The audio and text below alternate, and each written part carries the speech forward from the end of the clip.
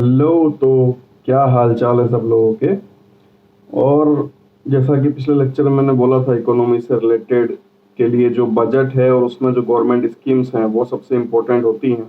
ठीक है, तो हम बजट से रिलेटेड गवर्नमेंट स्कीम्स के बारे में बात करेंगे आज।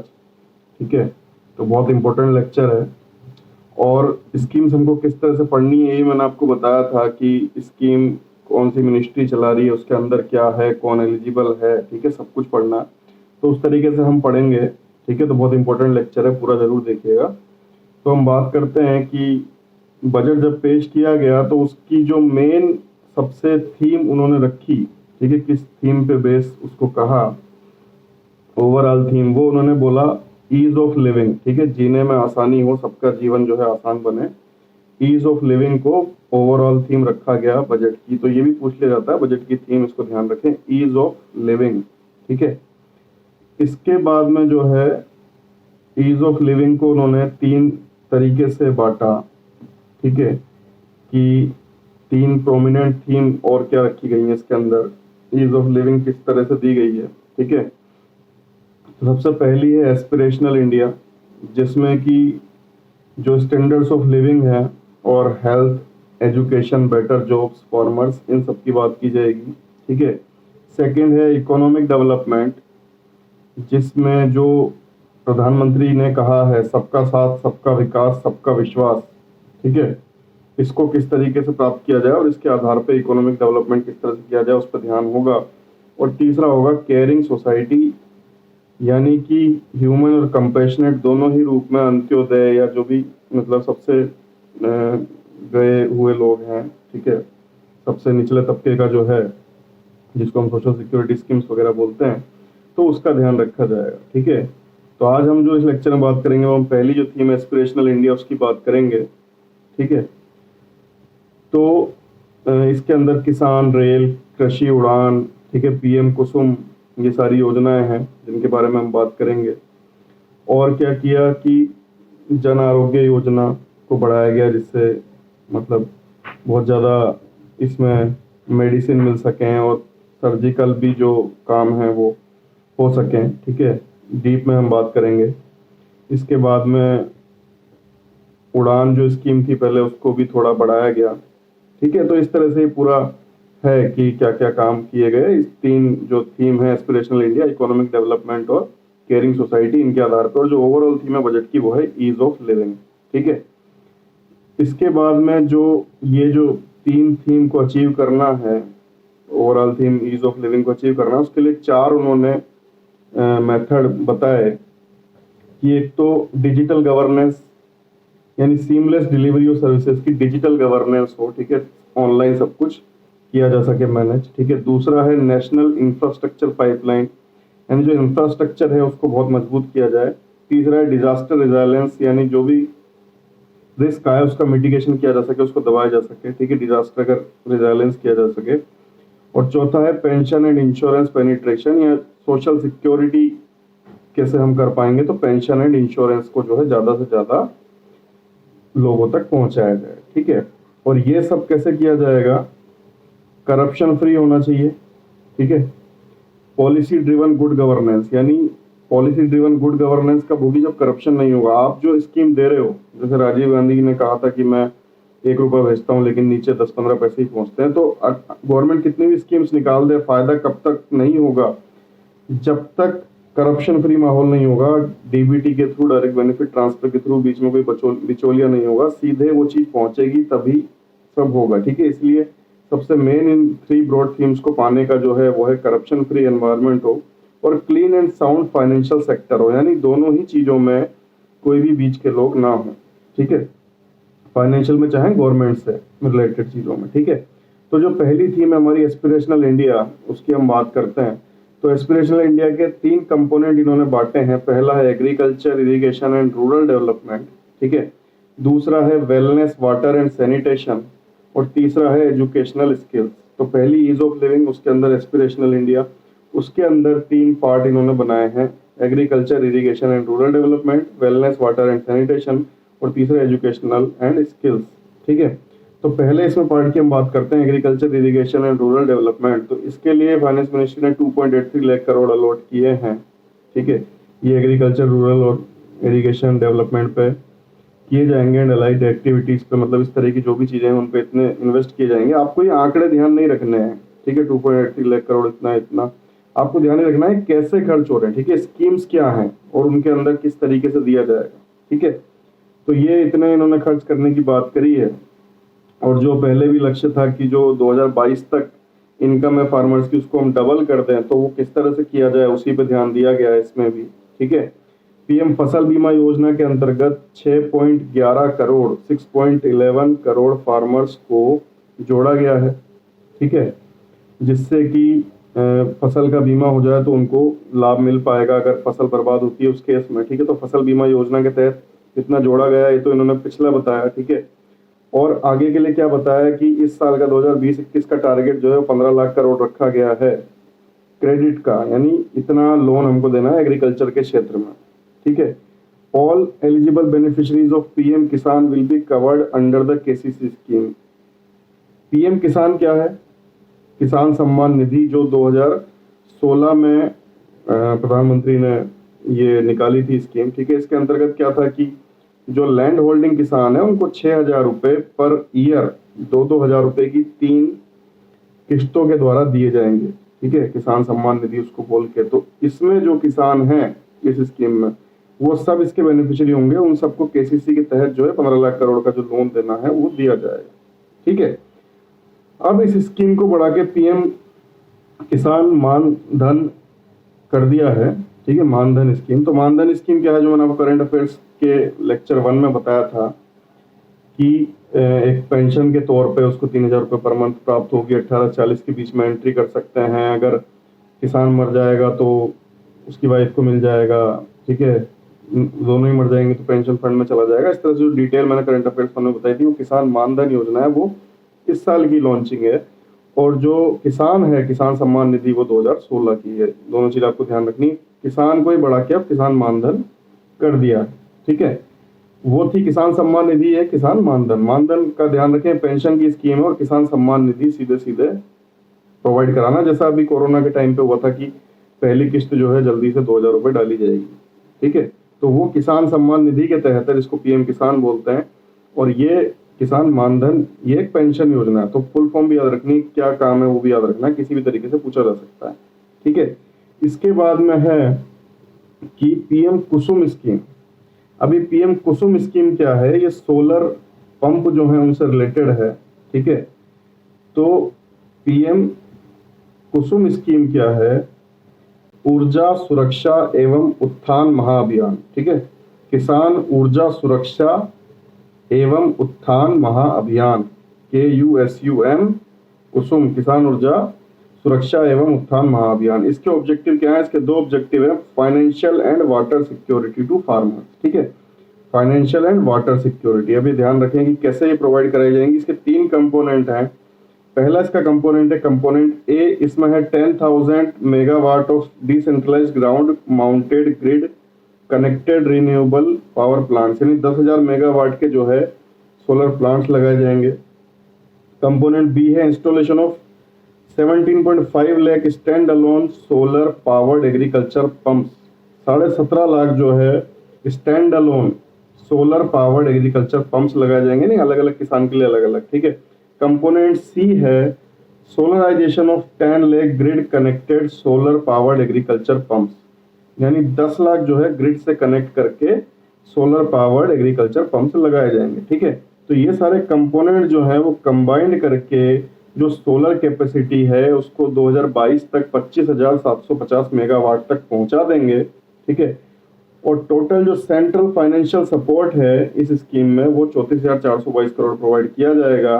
कंपोनेंट एंड कंपोनेंट सी वो पायलट मोड पे 1,000 मेगावाट कैपेसिटी के लिए पहले उनको करके देखा जाएगा, यानी ठीक है पायलट मोड पे पहले चलाए जाएंगे 1,000 मेगावाट कैपेसिटी के लिए कंपोनेंट ए और कंपोनेंट सी को, और 1 लाख ग्रिड जो है वो कनेक्ट किए जाएंगे इसके बाद में। ठीक है, और जो कंपोनेंट बी है वो पायलट मोड पर नहीं होगा, फुल फ्लेज्ड मोड में पहले से ही चलाया जाएगा। ठीक है, कंपोनेंट ए के अंदर जो है renewable power renewable power plant जो है उसकी कैपेसिटी को 500 किलोवाट से 2 मेगावाट तक बढ़ाया जाएगा। ठीक है, इंडिविजुअल फार्मर्स, कोऑपरेटिव्स, पंचायत, इनके द्वारा फार्मर प्रोड्यूसर ऑर्गेनाइजेशन एफपीओ जिसको बोलते हैं, इसका भी ध्यान रखें, उनकी भी सहायता से। ठीक है, उनका जो बैरन यानी बंजर जो भूमि है उस पे प्लांट लग जाएगा। तो इसमें जो फाइनेंशियल और वाटर सिक्योरिटी, दो जो इसके कंपोनेंट है, वो दोनों कैसे फुलफिल होंगे आपको ध्यान रखना है कि एक तो फाइनेंशियल कैसे फुलफिल होगा कि उनकी जो बंजर जमीन है उस पे प्लांट लग जाएगा तो उसका उनको पैसा मिलेगा, किराया मिलेगा। ठीक है, दूसरा क्या होगा कि अगर उनकी कल्टीवेबल पे भी लगता है, यानी उस पर खेती भी हो सकती है, तब भी इतनी उसकी हाइट रहेगी कि वहां पे वो खेती कर सकते हैं। ये तो पैसा मिल गया, तो फाइनेंशियल सिक्योरिटी हो गई। दूसरा है वाटर सिक्योरिटी। तो जो स्टैंड अलोन पंप लगाए जाएंगे 17.5 लाख से ज्यादा, ठीक है, सोलर से चलेंगे पंप्स, तो ये वाटर सिक्योरिटी हो गई, इससे वाटर भी उनको मिलेगा। ठीक है, तो ये हो गई पीएम कुसुम स्कीम। पीएम कुसुम स्कीम को जो है 20 लाख फार्मर्स तक बढ़ाया गया है। जो 17.5 lakh stand alone solar pump लगाने थे उसको 20 लाख तक और बढ़ाया गया है। ठीक है, और 15 लाख फार्मर्स को जो है ग्रिड कनेक्टेड पंप सेट्स मिलेंगे। ठीक है, तो जो 17.5 लाख था उसको 20 लाख और बढ़ाया गया है, और जो ग्रिड कनेक्टेड पंप्स थे उसको 15 लाख तक और बढ़ाया गया। ठीक है, इसके और क्या किया जाएगा स्कीम के तहत, ब्लॉक या तालुका लेवल पे एफिशिएंट वेयर हाउसेस बनाए जाएंगे। ठीक है, और हॉर्टिकल्चर सेक्टर, हॉर्टिकल्चर सेक्टर क्या होता है, बागवानी। ठीक है, तो बागवानी के लिए जो स्कीम यहाँ पे है वो है 1 प्रोडक्ट 1 डिस्ट्रिक्ट। ठीक है, तो ध्यान रखें 1 प्रोडक्ट 1 डिस्ट्रिक्ट, जो 1 प्रोडक्ट 1 डिस्ट्रिक्ट, ये जो स्कीम है, एक प्रोडक्ट एक जिला, ये स्कीम किसके लिए, हॉर्टिकल्चर के लिए। ठीक है, for better marketing and export, ताकि उसकी बेटर मार्केटिंग हो पाए और बेटर एक्सपोर्ट हो पाए। ठीक है, इसके बाद जानवरों के लिए क्या है, तो उनकी जो फुट एंड माउथ डिसीज होती है, ब्रूसेल्स होता है केटल में, और पेस्ट डेस्क पेटिट्स रूमिनेंट्स यानी पीपीआर होती है शिप और गोट में। ठीक है, भेड़ों में, बकरियों में, इन सबको हटाना 2025 तक। जो करंट अफेयर्स में एनएडीसीपी एक योजना की बात करी थी, वही ये चीज है। ठीक है, कि हम 2025 तक इरेडिकेट करेंगे। ठीक है, और इसमें पूरी फंडिंग जो है 5 साल के लिए सेंट्रल की रहेगी। ठीक है, जो आर्टिफिशियल इंसेमिनेशन है यानी कृत्रिम गर्भाधान, उसको 30% से 70% तक बढ़ाया जाएगा। ठीक है, कृत्रिम गर्भाधान को 30% 70% तक बढ़ाया जाएगा। जो एम नरेगा है, ठीक है, महात्मा गांधी नरेगा, उसको चारे के खेत डेवलप करने के लिए लगाया जाएगा। ठीक है, यानी उन लोगों से चारे के खेत डेवलप करवाए जाएंगे, जिससे जो करना है मिल्क प्रोसेसिंग जो है कैपेसिटी उसको डबल करना है 2025 तक, यानी 53.5 मिलियन है उसको 108 मिलियन करना है। ठीक है, आंकड़े इतने महत्वपूर्ण नहीं है, मुद्दा ये कि मिल्क प्रोसेसिंग को डबल करना है 5 साल में एमजी नरेगा से। फॉडर फॉर्म्स, चारे के खेत बनवाने हैं। जो आर्टिफिशियल इंसेमिनेशन है, कृत्रिम गर्भाधान, उसको 30% से 50% 70% तक बढ़ाना है। ठीक है, जो फुट एंड माउथ डिसीज है, ब्रूसेल्स है, ये सब एनएडीसीपी योजना के तहत इनको 2025 तक इरेडिकेट करना है। ठीक है, ब्लू इकोनॉमी, अगर मत्स्य क्रांति की हम बात करें तो जो फिश प्रोडक्शन है उसको 200 लाख टन तक पहुंचाना 2022-23 तक। और जो यूथ है उसको भी इसमें सागर मित्र ध्यान रखें, सागर मित्र क्या है कि यूथ को भी फिशरी एक्सटेंशन में, यानी मत्स्य क्रांति जो मीन्स हमको मछलियां का ज्यादा से ज्यादा निकालनी है, उसके लिए 3477 सागर मित्र को भी इन्वॉल्व करना है, सागर मित्र। और 500 फिश फार्मर प्रोड्यूसर ऑर्गेनाइजेशन, जो मैंने आपको बताया कि एफपीओ जो होती है, तो उसमें जो फिश वाले हैं, फिश फार्मर प्रोड्यूसर ऑर्गेनाइजेशन, वो भी 500 हमको और जोड़नी है इसमें। ठीक है, फिशरी एक्सपोर्ट्स को जो है 1 लाख करोड़ तक बढ़ाया जाना है 2024-25 तक। ठीक है, तो ये सब कहा गया है। और क्या है, दीनदयाल अंत्योदय योजना जो है एलिवेशन ऑफ पॉवर्टी के लिए, ठीक, गरीबी हटाने के लिए, उसमें 58 लाख यानी लगभग आधा crore SHG self help groups को और बढ़ाना है। ठीक है, और आगे भी ये बढ़ाए जाएंगे। अभी 58 लाख सेल्फ हेल्प ग्रुप इसमें और ऐड किए गए हैं। ठीक है, अब ये हमारा कंपोनेंट हुआ कृषि से रिलेटेड। ठीक है, अब हम बात करते हैं वेलनेस, वाटर एंड सैनिटेशन, जो उसका सेकंड कंपोनेंट था एस्पिरेशनल इंडिया का, उसकी हम बात करते हैं। तो इसमें जो है 69,000 करोड़ प्रोवाइड किए गए हैं हेल्थ केयर के लिए, जिसमें से 6400 करोड़ जो है प्राइम मिनिस्टर जन आरोग्य योजना के तहत हैं। जन आरोग्य योजना पीएमजेएवाई, पीएमजेएवाई ये इसका शॉर्ट फॉर्म है, और जन आरोग्य योजना इसका लॉन्ग फॉर्म है। इसके लिए 6400 करोड़ दिए गए हैं। इसके अंतर्गत क्या किया जाएगा, 20,000 जो नए हॉस्पिटल बनाए जाएंगे टायर 2 एंड टायर 3 सिटीज में, ठीक है। एस्पिरेशनल डिस्ट्रिक्ट्स में ज्यादा ये लगाए जाएंगे, ठीक है। एस्पिरेशनल डिस्ट्रिक्ट्स जो हैं जिनमें ज्यादा जरूरत है जहाँ पे, ठीक है, वहां पे लगाए जाएंगे।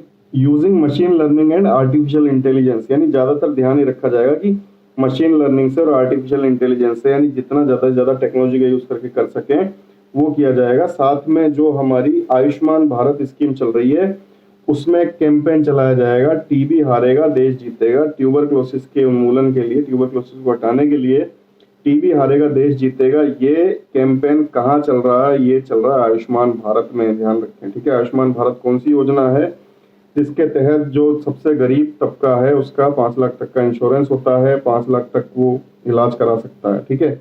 उसमें अभी कोरोना भी ऐड कर दिया, तो उसी के अंतर्गत जो है टीबी हारेगा देश जीतेगा ये कैंपेन चल रहा है, जिससे ट्यूबरक्लोसिस को हटाना है 2025 तक, ठीक है। इसके बाद है जन औषधि केंद्र जो हैं वो 2000 दवाइयों और 300 सर्जिकल्स को लेके, और बहुत सारे जो डिस्ट्रिक्ट हैं उनमें ये पहुंचना है 2024 तक, ठीक है। तो जन औषधि केंद्र क्या है, ऐसी जगह जहाँ पे 2000 से ज्यादा दवाइयाँ और 300 से ज्यादा सर्जिकल ऑपरेशन हो पाए, ठीक है, ऐसे हमको हर जिले में करने हैं 2024 तक, ठीक है, जिससे कि वेलनेस को हमारी और बढ़ाया जा सके। तो ये सब काम बोले गए थे, लेकिन अब तो कोरोना की वजह से वैसे ही इतना सब कुछ डेवलप करना ही पड़ रहा है, हेल्थ पे बजट सारा देना ही पड़ रहा है, ठीक है। अब सैनिटेशन फ्रंट की बात करें तो सैनिटेशन के लिए ओडीएफ जो स्कीम चल रही थी, ओपन डिफिकेशन फ्री, ठीक है, ओपन डिफिकेशन फ्री, आपको सबको पता है कि ओपन डिफिकेशन फ्री विलेज और ये सब किया जा रहा है कि बाहर जो है मलत्याग ना किया जाए। तो उससे रिलेटेड ओडीएफ प्लस जो है उसको ही हमको बढ़ाना है, ठीक है। स्वच्छ भारत मिशन के लिए इसका एलोकेशन जो है वो 12,300 करोड़ का है, ठीक है। इसी तरह जो अगली स्कीम है जल जीवन मिशन, जल जीवन मिशन के लिए 3.6 लाख करोड़ रुपए दिए गए हैं, जिसमें से 11,500 करोड़ एलोकेशन है 2020-21 का। जल जीवन मिशन यही है कि हमको जो है नदियों वगैरह को स्वच्छ करना है, तो जल जीवन मिशन के लिए अलग दिया गया है। ओपन डिफिकेशन फ्री जो स्वच्छ भारत मिशन के अंतर्गत चल रहा है उसके लिए अलग दिया गया है, ठीक है। तो ये बात हो गई सैनिटेशन की। इसके बाद जो इसका तीसरा कंपोनेंट है उसकी हम बात करते हैं, वो है एजुकेशन एंड स्किल्स। तो एजुकेशन एंड स्किल्स में 99,300 करोड़ अलोकेट किए गए हैं 2020-21 में, जिसमें से 3,000 करोड़ जो है वो स्किल डेवलपमेंट के लिए देने हैं। इसमें 150 से ज्यादा जो हायर एजुकेशनल इंस्टीट्यूट हैं वो अप्रेंटिसशिप, एम्बेडेड डिग्री या डिप्लोमा प्रोग्राम चालू करेंगे, ठीक है। ये कहा गया है 150 इंस्टीट्यूट बनाए जाएंगे जो ट्रेनिंग के लिए डिग्री डिप्लोमा ये सब चालू करेंगे, ठीक है। और degree level full fledged online programme जो है वो स्टार्ट किए जाएंगे। और जो एक सबसे इम्पोर्टेंट प्रोग्राम है एजुकेशन या स्किल के लेवल के लिए इस बार का, वो है स्टडी इन इंडिया। इससे जरूर क्वेश्चन बन सकता है, इसको ध्यान रखें। स्टडी इन इंडिया ये प्रोग्राम क्या है कि जो बाहर के देश हैं, ठीक है, 30+ कंट्रीज अफ्रीकन और एशियन, उनको अट्रैक्ट करने के लिए इंडिया में पढ़ने के लिए स्टडी इन इंडिया प्रोग्राम किया गया है। 30 से ज्यादा देशों को अट्रैक्ट करना है। सो जो NIRF, ठीक है, यानी नेशनल इंस्टीट्यूट रैंकिंग फ्रेमवर्क, जो NIRF है जो रैंकिंग देता है हमारे इंस्टीट्यूट्स को, तो उसके जो 100 इंस्टीट्यूट्स हैं, ठीक है, टॉप के, वो एजुकेशन देंगे। 30 से ज्यादा जो देश है उनको हमको अट्रैक्ट करना है इसमें, ठीक है। एक एग्जाम लिया जाएगा इंडसेट, ठीक है, ये भी इंपॉर्टेंट ध्यान रखें, इसकी फुल फॉर्म है इंडियन स्कॉलस्टिक असेसमेंट, ठीक है। तो ये इंडसेट करके एग्जाम है, इसको लिया जाएगा, जिसके थ्रू उन लोगों को स्कॉलरशिप्स दी जाएंगी, ठीक है। जो अफ्रीकन एशियन देशों से पढ़ना चाहते हैं उनको जो है इंडसेट एग्जाम लेके स्कॉलरशिप दी जाएगी, ठीक है। तो इंडसेट एग्जाम कौन सी स्कीम के तहत है, स्टडी इन इंडिया के तहत। स्टडी इन इंडिया क्या है, जो बाहर के देश हैं उनसे अट्रैक्ट करने के लिए स्टूडेंट्स को, ठीक है। तो ये काम किया जा रहा है जो हमारा कंपोनेंट है एजुकेशन एंड स्किल का, उसमें जिसमें कि हम बाहर के स्टूडेंट्स को स्टडी इन इंडिया के तहत बुलाएंगे एशियन एंड अफ्रीकन कंट्रीज से, और इंडसेट का टेस्ट लेके हम स्कॉलरशिप देंगे, ठीक है। इसके बाद में क्या, नेशनल पुलिस यूनिवर्सिटी एक बनानी है और नेशनल फॉरेंसिक साइंस यूनिवर्सिटी बनानी है। दोनों यूनिवर्सिटी बनानी है किसके लिए, जिससे कि policing science, forensic science, cyber forensics ये सब किया जा सके, ठीक है। और तीसरा और क्या करना है कि जो ministry of health, skill and development है वो स्पेशल ब्रिज कोर्स बनाएगी, ठीक है, जो भी इंस्टीट्यूट्स में पढ़ाए जाएंगे, ठीक है। तो ये हुआ है एजुकेशनल के फ्रंट पे। और जो किसान के लिए दो स्कीम्स हैं, कृषि उड़ान और किसान रेल, उनकी ये किसान रेल में तो क्या है कि रेल के थ्रू एक्सप्रेस और फ्राइट ट्रेन दोनों ही में एक कूल मतलब अलग से रेफ्रिजरेटर टाइप वैन बनाए जाएंगे, जिनसे ऐसी चीजें जो खराब हो जाती हैं उनको जल्दी से दूसरी जगह पहुंचाया जा सके। और सेम इसी तर्ज पर है कृषि उड़ान, जिसमें उड़ान के थ्रू यानी फ्लाइट के थ्रू जो है जल्दी से ऐसे आइटम्स को भेजा जाएगा। ये दोनों का ही कंसेप्ट क्या, वैल्यू रियलाइजेशन का कंसेप्ट है, यानी वैल्यू रियलाइज हो पाए, जो चीजें खराब हो जाती हैं उनको तेजी से पहुंचाया जा सके, जिससे उनका पूरा दाम मिल सके, ठीक है। तो वैल्यू रियलाइजेशन के लिए इस बार जो है कृषि उड़ान लॉन्च किया गया है। कृषि उड़ान ध्यान रखें उड़ान से अलग है। उड़ान जो लॉन्च की थी 2016 में वो अलग चीज थी। उसमें क्या था कि ऐसी फ्लाइट चलेंगी जिसमें 50% मिनिमम सीट्स जो है वो सब्सिडाइज होंगी, कम रेट पे मिल पाएंगी, और उनके जो गैप रहता था उन सीट का जो नॉर्मल फेयर है और जो 50% सब्सिडाइज जो सीट्स होंगी उनको सेंट्रल और स्टेट मिलकर देगा। इस गैप को बोलते थे वायबिलिटी गैप फंडिंग। तो वायबिलिटी गैप फंडिंग भी जो है बढ़ाई गई है उड़ान 4.0, यानी अब जो नया वर्जन इसका लॉन्च किया गया है उसमें 20 सीट से ज्यादा के सारे एयरक्राफ्ट मतलब इंक्लूड किए गए हैं, ठीक है। वायबिलिटी गैप फंडिंग को बढ़ाया गया है और ये स्पेशली प्रायोरिटी एरियाज जैसे Ladakh, Jammu Kashmir, Himachal Pradesh, Uttarakhand, north eastern states और अंडमान निकोबार लक्षद्वीप इनमें चलेंगी, ठीक है, ये बात की गई है। और 100 और जो एयरपोर्ट हैं वो इसमें इंक्लूड किए जाएंगे, ठीक है, जो अंडररेटेड एयरपोर्ट्स हैं उनको बनाया जाएगा। तो ये सब चीजें उड़ान स्कीम में लॉन्च की गई हैं। और जो कृषि उड़ान है वो अलग है, वो वैल्यू रिलेशन कंसेप्ट पे है कि जो रेल का था उसी तरीके से अब उड़ान का भी है कि फ्लाइट्स के थ्रू भी जो पेरिशेबल चीजें हैं, पेरिशेबल गुड्स हैं जो खराब हो जाती हैं उनको टाइम पे पहुंचाया जाए। और क्या है फार्मर्स के लिए जैविक खेती पोर्टल एक online national organic products market है, ठीक है, जिसको ऑनलाइन खरीद फरोख्त हो पाएगी, वो जैविक खेती पोर्टल एक बनाना है, ठीक है। जीरो बजट नेचुरल फार्मिंग पे जोड़ देना है और पीएम कुसुम कृषि उड़ान। तो ये सब स्कीम्स जो है वो किसानों के लिए है और स्टूडेंट्स के लिए स्टडी इन इंडिया है और सैनिटेशन के लिए ओडीएफ है और जल जीवन मिशन है। तो ये सारी चीजें आपको ध्यान रखनी है। इससे अगला जो है नेक्स्ट थीम जो है उसकी बात हम नेक्स्ट लेक्चर में करेंगे। तब तक इन सब के नोट्स बनाइए और इनको ध्यान रखिएगा, ठीक है। किस तरह से पढ़नी है मैंने आपको बताया है, उसी तरीके से नोट्स बनाने हैं और अपना बहुत ध्यान रखिएगा। Stay home, stay safe, good bye.